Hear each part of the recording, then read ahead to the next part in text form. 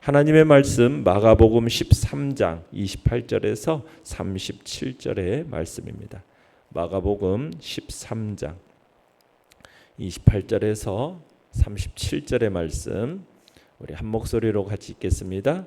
시작. 무화과 나무의 비유를 배우라. 그 가지가 연하여지고 잎사귀를 내면 여름이 가까운 줄 아나니 이와 같이 너희가 이런 일이 일어나는 것을 보거든 인자가 가까이 곧 문 앞에 이른 줄 알라.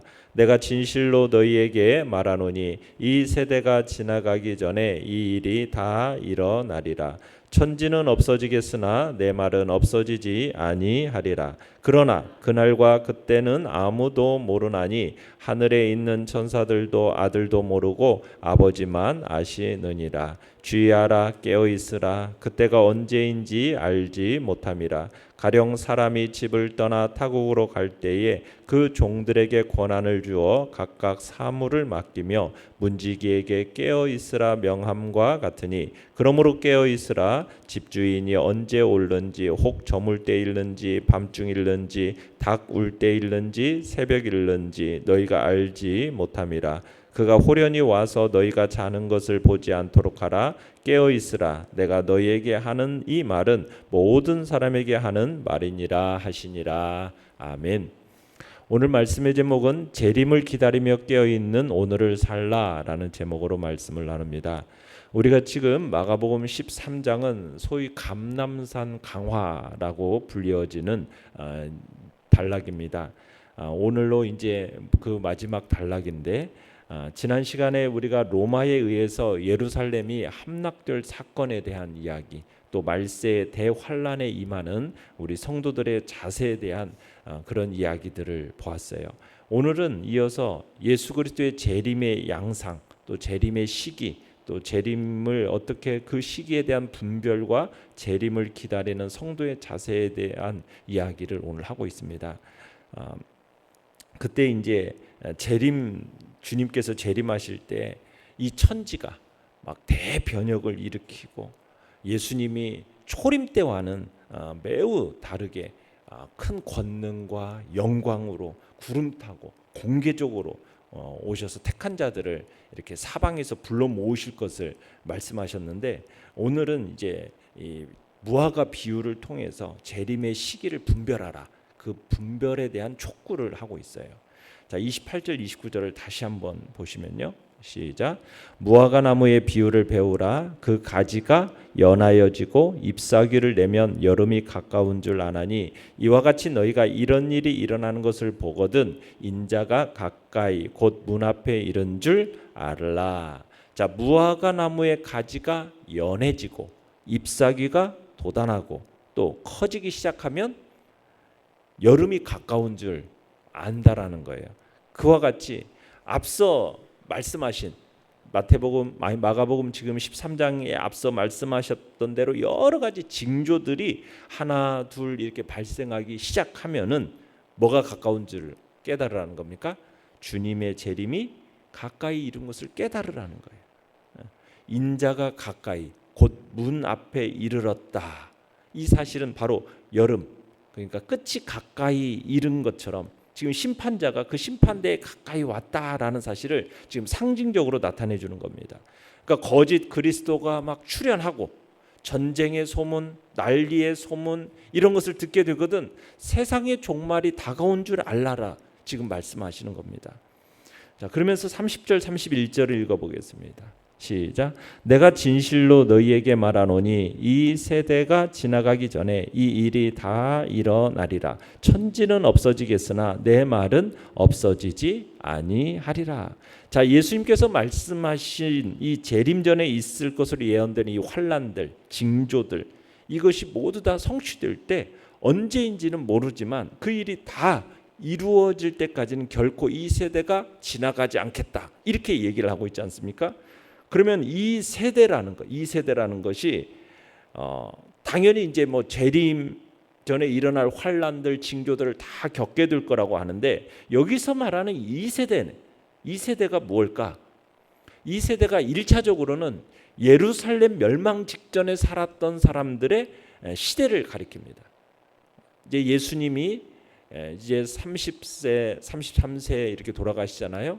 이 즈음인데 70년이 되면 이제 예루살렘이 멸망합니다. 그러니까 한 40년이 남은 이 시기인데 이 세대가 지나가기 전에 어떤 일이 있게 되느냐? 예루살렘 그 멸망의 사건들, 종말의 징조와 같은 그런 사건들을 경험하게 될 거라는 거예요. 그 세대를 얘기를 하는 거죠. 그런데 궁극적으로는 이 세대가 뭘 얘기하는 거냐? 주님의 재림 전에 사는 모든 사람들의 시대를 의미한다라고 얘기를 해요. 그러니까 주님 재림 전에 사는 모든 시대. 그래서 여기서 말하는 이제 천지는 없어지겠으나, 여기서 이 천지라는 것은 이 자연계도 말하겠지만 자연계뿐만이 아니라 하늘과 땅뿐만 아니라 인간의 사상 또 철학, 모든 물질 문명을 얘기하는 겁니다. 그 모든 것들을 포함하는 표현이에요. 그러니까 하늘과 땅에 존재하는 모든 것들이 다 어떻게 된다는 겁니까? 영원하지 않다는 거예요. 결국에는 언젠가는 다 소멸되어질 거라는 겁니다. 그런데 무엇만큼은 주님의 말씀, 주님의 말씀만큼은 없어지지 않는다. 그 모든 것들이 사라지는 그 과정 속에서도 주님의 말씀만큼은 소멸되지 않고 영원히 존재할 것이다 라고 말씀하세요. 그러니까 예수님이 지금 말씀하셨던 이 재림 전에 있었던 모든 이야기들, 일어날 예언들, 대사건들, 징조들, 이 모든 것들이 천지가 계획한다 해도 모두 다 그대로 다 이루어질 거다. 이 말씀대로 다 이루어질 것을 우리 주님이 지금 말씀하고 계시는 거죠. 내용같이 한번 이제 1번을 보겠습니다. 자, 종말의 때는 오직 누구만 알고 계십니까? 자, 32절을 읽어보겠습니다. 시작. 그러나 그날과 그때는 아무도 모르나니 하늘에 있는 천사들도 아들도 모르고 아버지만 아시느니라. 자, 종말의 때는 누구만 안다고 그래요? 오직 하나님 아버지만 알고 계신다, 이렇게 말씀하고 있어요. 자, 그러니까 예수 그리스도의 이 말씀은 구속 사역에 있어서 모든 일을 계획하시고 주관하시는 성부 하나님, 그분의 직무를 존중하시는 표현입니다. 그러니까 우리가 성부, 성자, 성령의 사역에 있어서 성부는 어떤 일을 하셨어요? 모든 일을 계획하시고 주관하시고 천지의 만물의 창조 가운데 역사하셨던 것이 성부의 역할이라면, 성자의 역할은 뭐였습니까? 우리의 죄를 대속하시고 우리를 구원하는 구속의 일을 담당하셨죠. 성령께서는 그 구속의 역사를 우리의 삶에 적용하시는 역할을, 각자의 역할이 있는데, 바로 성부 하나님은 바로 이 모든 그날과 그때 모든 것들을 계획하시고 주관하시는 그 직무를 바로 성부 하나님께서 하시는 일을 존중하시는 표현으로서 지금 이 그날과 그때는 누구만 아신다? 아버지만 아신다라고 표현을 한 거예요. 그러면 예수님은 실제로 몰랐을까요? 성자 하나님이신 예수님은 그날과 그때를 전혀 몰랐을까요? 그 말은 아니에요. 그런 말이다라고 그런 의미로 볼 수는 없는 겁니다. 그러니까 성부 하나님의 그 직무를 존중하시는 표현 속에서 아버지만 아신다라는 표현을 쓰고 있는 겁니다.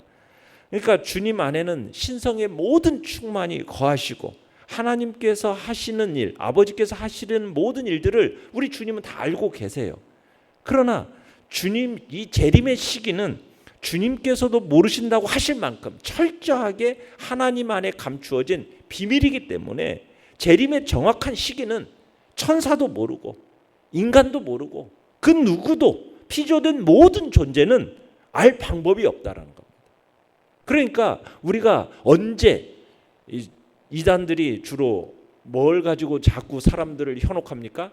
몇 날, 몇 년, 몇 달, 몇 월, 며칠에 종말이 올 거다라는 그걸 가지고 자꾸 우리의 마음을 현혹하고, 우리 인간들은 자꾸 그 시기, 그 날, 거기에 많은 생각과 초점을 맞추는데 그것은 잘못된 거라는 거죠.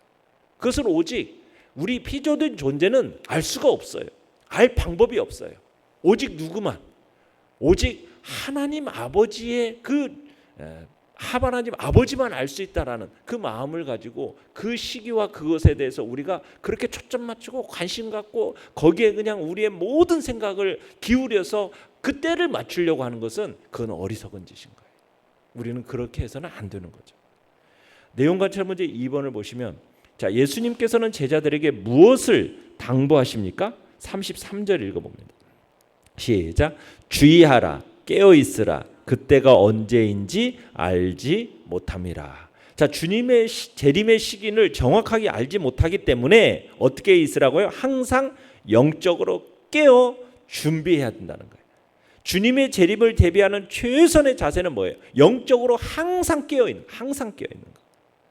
자, 그러면서 34절로 35절을 읽어봅니다. 시작. 가령 사람이 집을 떠나 타국으로 갈 때에 그 종들에게 권한을 주어 각각 사물을 맡기며 문지기에게 깨어 있으라 명함과 같으니, 그러므로 깨어 있으라. 집 주인이 언제 올는지, 혹 저물 때일는지, 밤중일는지, 닭 울 때일는지, 새벽일는지 너희가 알지 못함이라.